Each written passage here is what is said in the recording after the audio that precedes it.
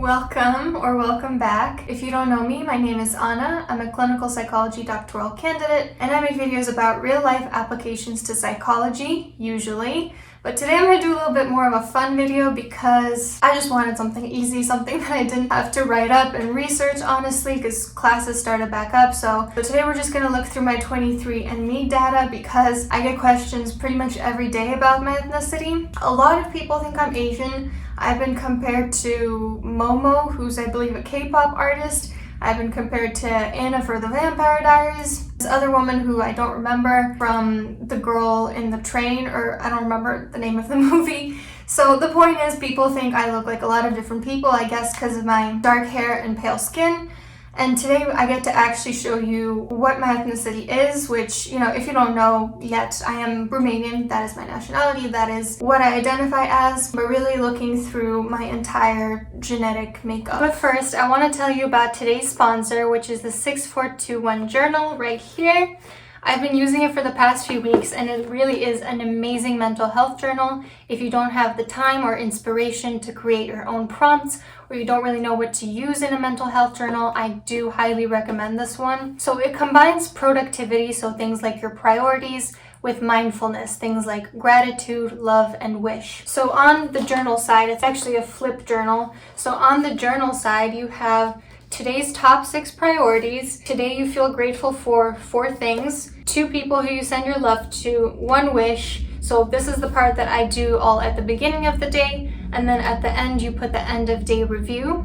So this would be the priorities, gratitude, love, and wish. We live in a physical world and a spiritual world at the same time, and we can live our most productive, meaningful, and abundant life if we take care of both. Priorities help us understand what is important to us and how do we take the right actions to meet our goals, things that we need to do. So for example, if one of our goals is to have a healthy body, a daily priority that we could implement is exercising. And once exercising is a priority, it can make us more motivated to take action and, let's say, go running or go to the gym, eat healthy, whatever it may be. People, we don't tend to do what we should do, but rather what we must do.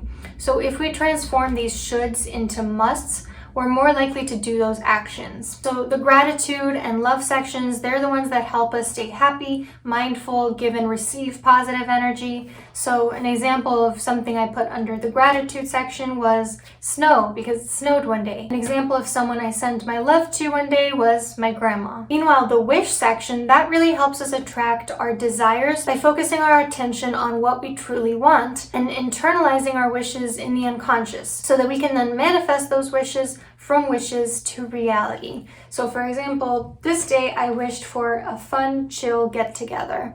That was actually the day that I filmed the other part of this video. Sorry that I was dressed all retro. I was actually going to a birthday retro get-together. And don't worry, I am vaccinated now, so very excited about that. So the wishes can really be something daily, like I wish for a productive day, or it could be for the near future, like I want to get away this weekend, or it can be for the distant future, like I want to get into grad school. And then at the end of the day, I wait to kind of wrap up everything that happened. It can be really like a summary of things that you achieved. It could be things that you're happy about, things that didn't go so well, lessons that you learned. So on that day I said, today went well, tomorrow I start classes, but I'm not stressed.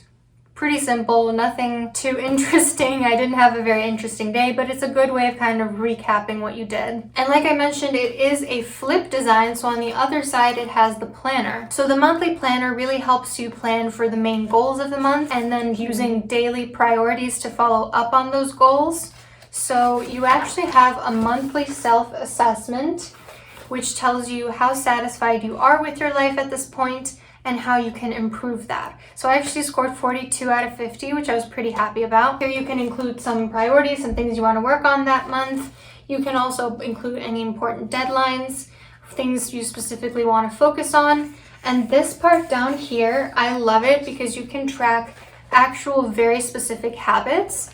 So I love to see those check marks. I don't know if you've noticed, but I'm a bit of an achiever. So it's so satisfying to see just like check marks all throughout. And then of course there are 117 freedom pages on the other side. So you can really use these any way that you want. And for the other side, for the journal, if you use it daily, it should be enough for 3 months. So for the first 100 people that buy the journal, you will receive a discount code of 50% off plus free shipping with the code ANA6421. That's ANA6421. Again, I really do highly recommend this. I've been using it ever since I got it in the mail. So let me know in the comments if you get it and what you think about it. And now let's get back to the video. Okay, so view your ancestry composition. So I'm 69% Greek and Balkan, 29% Eastern European, and 0.6% Chinese. So Greek and Balkan basically means, if you don't know where the Balkan region is, it's in the southeastern area of Europe. And I am a little tiny bit Greek, I know that about myself, but Romania also qualifies under the Balkan region, so I think that's probably the bulk of it. And it's interesting because Romania is also in Eastern Europe. It's also Balkan and it's also Eastern European. So really Greek and Balkan and Eastern European are kind of redundant, but whatever, they had to split it up some way. So looking at the report for Greek and Balkan. Okay, so yeah, this is the map of where from Romania I am, and highly likely match that I'm from Romania. Yes, I would say so. So I was actually born in Bucharest, but it says that my strongest genetics are from Moldova, which is actually where my dad is from. He's from Suceava. So, you know, this makes a lot of sense. I know that also